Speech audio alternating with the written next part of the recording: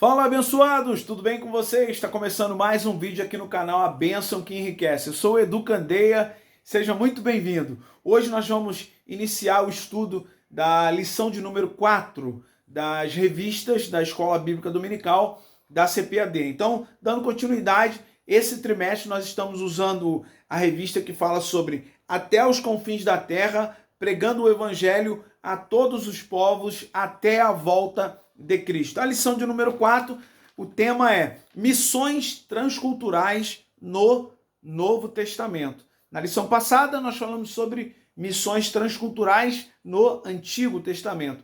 E nessa nós vamos falar sobre as missões transculturais no Novo Testamento. O texto áureo está escrito assim, ó, que muitos consideram como o texto áureo da Bíblia mesmo, né? João 3,16, que diz: porque Deus amou o mundo de tal maneira que deu o seu Filho unigênito para que todo aquele que nele crê não pereça, mas tenha a vida eterna. João 3,16. E a verdade prática diz assim, ó: a natureza missionária de Deus pode ser vista ao fazer de seu único filho um missionário e da igreja a sucessora dessa sublime tarefa.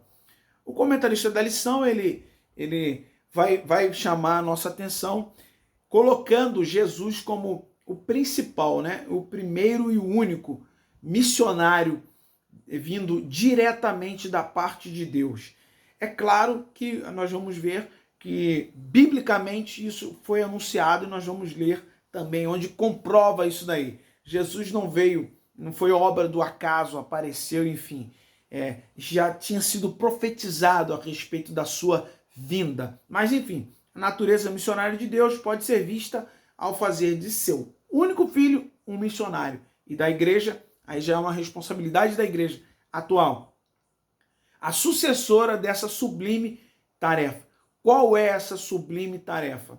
Ser missionários nessa terra. Então a igreja tem uma tarefa que é sublime, que ela é a mais importante, que é a tarefa de ser uma igreja missionária, uma igreja que proclama o evangelho de restauração vindo da parte de Cristo. Então eu quero ler somente um versículo com vocês, um ou dois, melhor dizendo, da nossa leitura bíblica em classe, que está lá em Isaías 61, 1 e o 2, só que eu quero ler com vocês. Isaías 61, diz assim, ó: o Espírito do Senhor Jeová está sobre mim, porque o Senhor me ungiu para pregar boas novas aos mansos, enviou-me a restaurar os contritos de coração, a proclamar liberdade aos cativos e a abertura de prisão aos presos, a apregoar o ano aceitável do Senhor e o dia da vingança do nosso Deus, a consolar todos os tristes. Então, aqui é uma profecia, lá em Isaías 61, falando a respeito de Jesus Cristo, e depois o próprio Senhor, ele leu isso em Lucas, que está aqui em Lucas capítulo 4, o versículo 18, que ele diz: o Espírito do Senhor é sobre mim. O próprio Jesus leu isso ali junto na sinagoga. Está sobre mim, pois que me ungiu para evangelizar os pobres, enviou-me a curar os quebrantados de coração, a pregoar liberdade aos cativos, a dar vista aos cegos, a pôr em liberdade os oprimidos, a anunciar o ano aceitável do Senhor. Então, Jesus, declaradamente, ele se apresentou como o grande missionário, o grande enviado da parte de Deus, com essas atribuições aqui, tá? É claro que não dá para a gente entrar em cada uma delas, mas cada uma delas tem uma profundidade bem grande. Se você estudar um pouquinho mais, com mais tempo, você vai entender isso aqui. Qual era realmente a missão essencial de Jesus, e o comentarista colocou na verdade prática, que essa mesma missão, ela foi transferida para a igreja, que tem essa responsabilidade agora. E eu quero só fazer uma colocação aqui. Jesus falou: me ungiu para evangelizar os pobres. Hoje existem igrejas que, segura, só querem evangelizar os ricos, por causa do que eles podem ter em retorno, né? É só um adendo para a gente se ligar. Hoje, como corpo de Cristo, temos a responsabilidade de continuar a missão de Jesus, o enviado do Pai para salvar a humanidade. E tem mais, esse entendimento do fundamento missionário da primeira igreja, no início, né, deve nos estimular a exercer a vocação missionária na atualidade. Então ele faz um apanhado aqui de que o exemplo que a igreja no começo deu de pregar o evangelho, apesar das perseguições, expandir o evangelho do reino, a igreja hoje na atualidade ela precisa se preocupar muito mais com isso do que com outra coisa, né? E claro, existem igrejas aí que estão se preocupando com outras coisas muito mais do que com a pregação do evangelho efetivamente. Então vamos lá para a nossa introdução. Diz assim, ó, no Novo Testamento, o Senhor Jesus foi o primeiro missionário enviado pelo Pai. Está lá em João 20, 21, que é quando fala, assim como o Pai me enviou, eu também vos envio. Pelo fato de ser sido enviado de Deus, ele trouxe consigo um plano de resgate da humanidade, que envolve todos os seus seguidores. Nosso Senhor disse aos seus primeiros discípulos, essa foi uma declaração, vinde, ou um chamado, né, para os discípulos, vinde após mim e eu vos farei pescadores de homens. Mateus 4,19. Nesse ponto aqui, eu quero ressaltar, quando Jesus chamou os primeiros discípulos, primeiro, eu aprendo isso e quero indicar para você a leitura de livros sobre análise da inteligência de Cristo, do autor Augusto Cury, que é sensacional. Ele conta um pouco sobre essa questão do chamado de Jesus para os discípulos e ele explica as características de cada um dos discípulos. Mas, fazendo um apanhado geral, Jesus escolheu, naquela época, vamos dizer assim, os que eram mais desprezados ou os que tinham menor capacidade para desenvolver essa missão. Porque Jesus queria provar que não seriam as habilidades naturais, vamos dizer assim, que aqueles homens tinham, que fariam a diferença em eles serem pescadores de homens, mas seriam as habilidades que eles desenvolveriam desde e a partir do momento em que eles estivessem ligados e prontos a aprender com Jesus. Nós aprendemos com isso aqui, tá? Então, é importante que Jesus chamou para ser pescadores de homens. Nós sabemos que muitos deles, a maioria, tinham seus ofícios de serem pescadores, de peixes naturalmente. Mas Jesus quis transformar e impactar a vida deles, dizendo, venham porque eu vou fazer de vocês pescadores de homens. E já mostrou desde então o que seria ou qual seria a missão deles. Infelizmente, na atualidade, irmãos, desculpe a sinceridade, mas a lição ela traz isso como um despertamento. Não adianta a gente ficar estudando, pelo menos eu entendo assim. Se você discorda, você pode colocar nos comentários aqui. A lição sobre o chamado para missões, nós precisamos, como professores e estudiosos da lição, nós precisamos entender que isso aqui é um chamado de despertamento. Nós não podemos ficar, vamos dizer assim, né, querendo tapar o sol com a peneira. Muitas igrejas não estão se preocupando com essa missão realmente há muitos anos, não é agora. Muitas igrejas se preocupam com muitas outras coisas, que eu não vou nem enumerar aqui, mas pouquíssimas delas se preocupam efetivamente com o trabalho de missões, o trabalho de evangelização, que foi realmente e é, até hoje, a principal missão da igreja.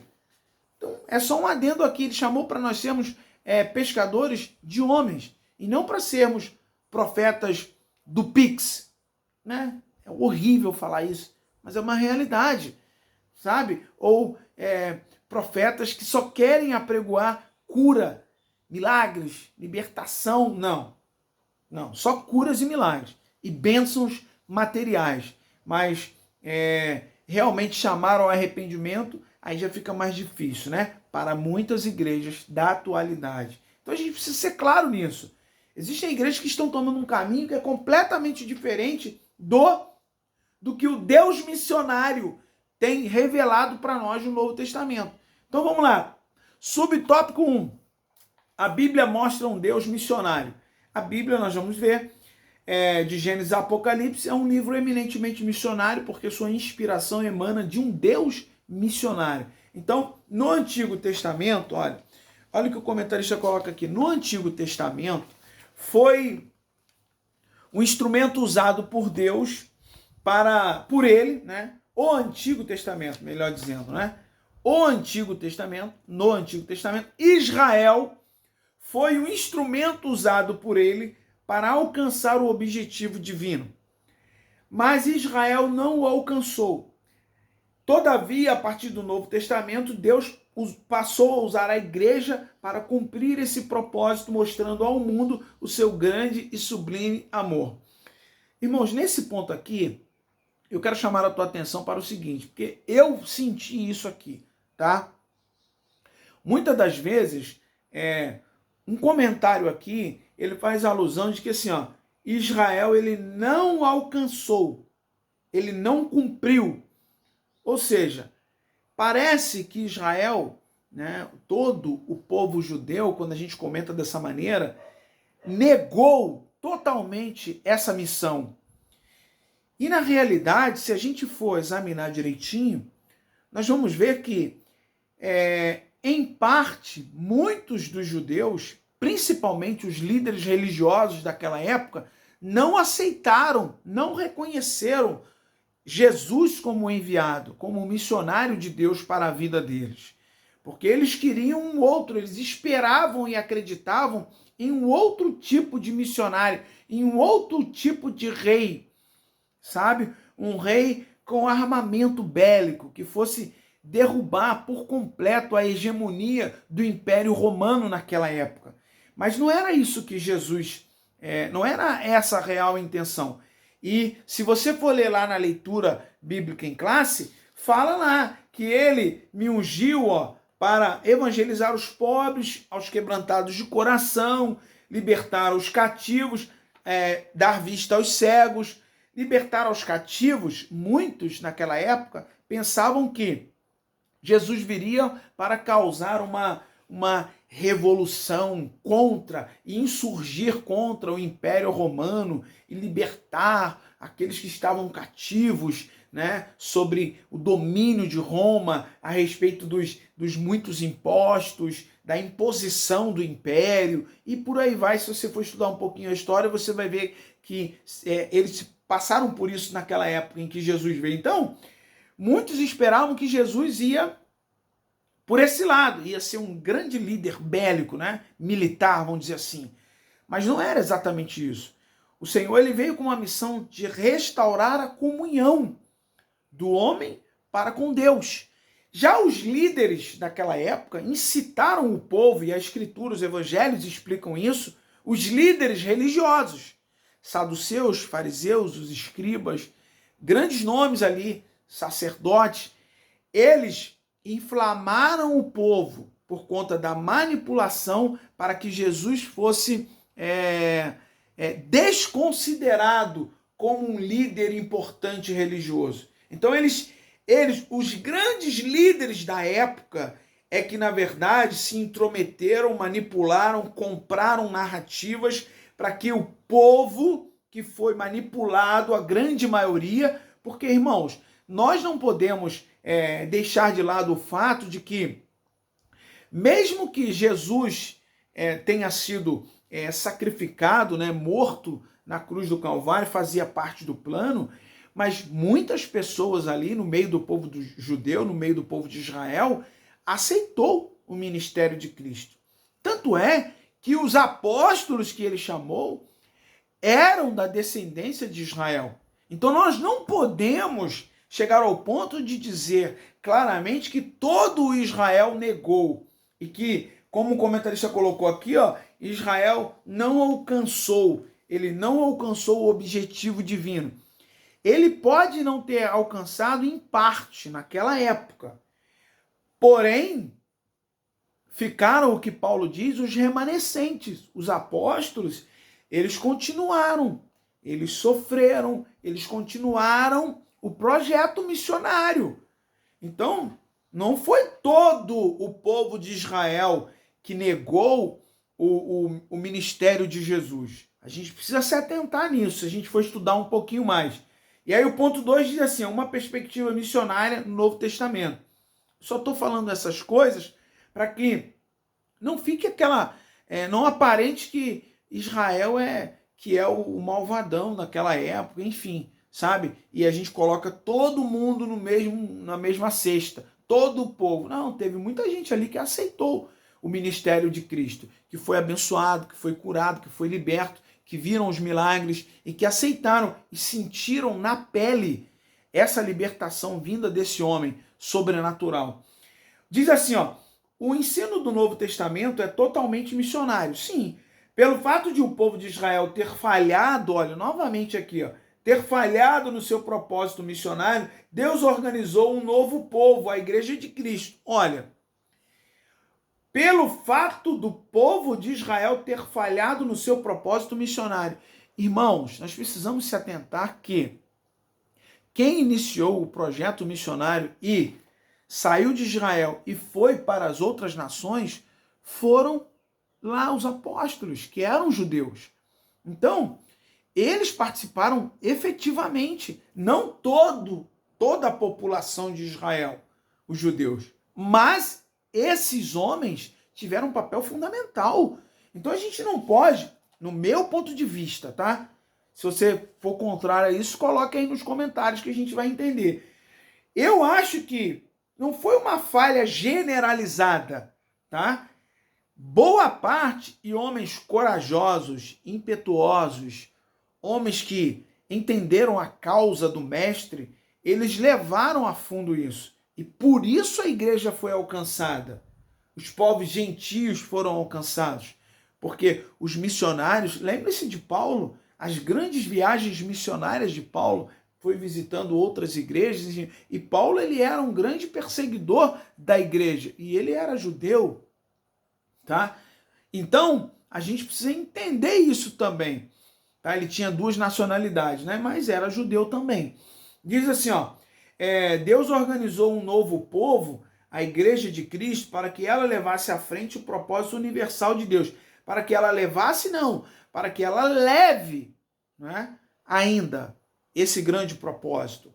Então, naquela época, as igrejas foram instituídas a partir dos apóstolos que foram convocados através de Cristo, tá? E hoje nós temos escritos, os evangelhos, por exemplo, apóstolos como Mateus escreveu, João. Então a gente não pode, pelo menos no meu ponto de vista, dizer que Israel falhou na sua totalidade e a igreja que tomou ela tomou sim, a partir de um dado momento, porque as igrejas foram sendo instituídas a partir de um processo, um progresso missionário que se iniciou com Jesus e os apóstolos que aceitaram e levaram à frente, apesar de serem perseguidos, torturados, presos, chicoteados, eles permaneceram, tá? Então a gente precisa enaltecer essa parte também. E eles faziam parte de Israel. A igreja à luz dessa revelação, é o ponto 3. À luz dessa revelação bíblica, a de um Deus missionário nas páginas no Novo Testamento, a Igreja de Cristo tem uma tarefa ainda inacabada. Isso. Anunciar o evangelho a toda criatura. Então diz assim, essa tarefa começou em Deus, que enviou o seu Filho com a mesma missão, que passou a Igreja do Novo Testamento e atualmente perdura como missão para a Igreja na atualidade. Deus enviou o seu Filho com essa missão, passou a Igreja do Novo Testamento, que em grande parte dela foi impulsionada, essa Igreja do Novo Testamento foi impulsionada por remanescentes de Israel, homens que se propuseram a sofrer pela causa, a sofrer pela missão que foi dada, e eles abraçaram essa missão que foi dada por Jesus. Então a gente precisa entender isso e deixar claro, tá? Depois a igreja foi alcançada, nós veremos então depois nos outros tópicos aqui. Então a sinopse diz assim, na primeira parte: a Bíblia toda, e mais especificamente o Novo Testamento, revela um Deus missionário. Então, esse foi a nossa primeira parte. Falamos sobre essa questão dessa revelação de um Deus missionário que enviou o seu filho e chegou a Israel. Israel, em parte, falhou, mas existiram alguns remanescentes ali que mantiveram, aceitaram a missão e levaram à frente, tá? E muitos deles foram mortos por causa da missão. Morreram, mas não negaram a missão que foi colocada. E aí sim, a igreja que hoje, né, é a atual igreja que tem essa missão, mas a igreja de antigamente, a igreja primitiva, foi instituída por conta de um início lá dos apóstolos. Então, precisamos deixar claro isso, tá? Que Israel, o remanescente de Israel, boa parte de um povo ali, aceitou o chamado de Jesus. Mas os grandes líderes, eles estavam muito incomodados porque eles perderiam o comando de manipulação religiosa do povo ali naquela época. Então, quando você vai se adentrando nisso, você vai entendendo. E hoje em dia não é diferente, né? Quando se levanta algum irmão, alguma irmã, enfim, missionário, pastor, que seja, que comece a incomodar uma certa elite religiosa, esse povo começa a perseguir e começa, sabe? Então, uma coisa é uma perseguição religiosa, porque a pessoa está achando que vai perder ali os membros, a igreja, vai perder espaço. Hoje tem isso, infelizmente, né? Mas a grande missão da igreja é pregar o evangelho a toda a criatura. Que Deus te abençoe, meu irmão. Eu espero ter contribuído nessa primeira parte com você. E se você ainda não é inscrito aqui no nosso canal, se inscreve no nosso canal, ativa o sininho das notificações, deixa o seu gostei se você gostou do conteúdo e também faz um comentário aqui embaixo. O que você achou dessa explicação?